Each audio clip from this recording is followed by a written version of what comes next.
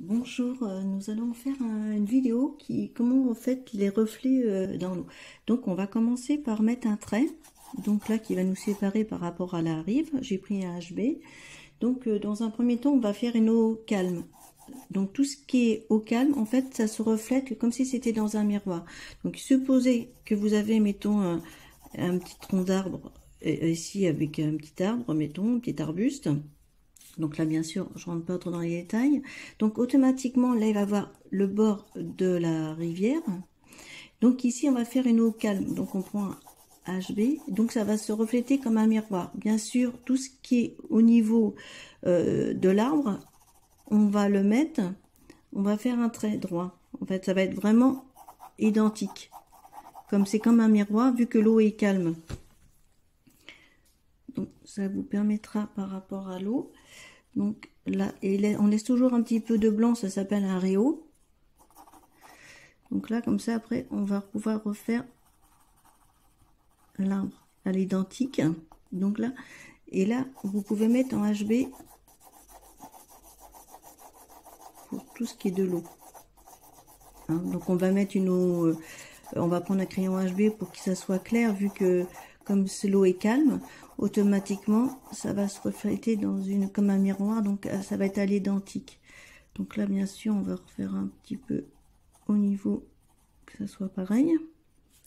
Un peu plus court, parce que c'est le reflet. Donc si on veut rajouter, si mettons par rapport à la lumière, si on peut refoncer un petit peu, si on veut, au niveau du bord. Donc là, on fait des traits assez réguliers. Mais bon, on va aller assez loin. Il faut bien, par contre, si mettons l'arbre est foncé, hein, il ne faut pas hésiter à, mettons, je prends là c'est un 2B, donc si c'est foncé ça, il faut que ça soit identique ici. Hein, donc là, ça va être une eau calme. On peut toujours améliorer son dessin. Donc c'est au niveau de l'exercice. Du coup, ça va vraiment refléter comme un miroir. Donc les traits vont être réguliers.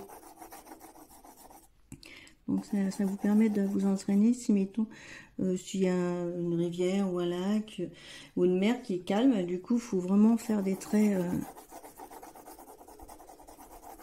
On fait des grandes gestuelles. Et là, on peut renforcer au niveau du dessin. Vous voyez là? Comme ça, on renforce au niveau de... On essaye d'être à l'identique. Là, c'est vrai que j'ai schématisé, vu que c'est un croquis, pour expliquer la démarche au niveau du reflet. Donc là, on va se mettre pareil. Donc c'est assez large. Donc vous voyez, ça permet, permet de faire... donc là. Bon, après, bon, bien sûr, il y a la rive, on peut faire...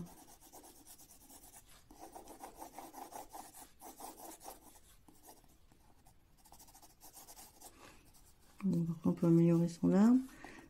Donc là, et comme ça va être le bord, là, on va pouvoir faire un bord dans l'autre sens. Donc là, bien sûr, à l'horizontale, et là, à la verticale.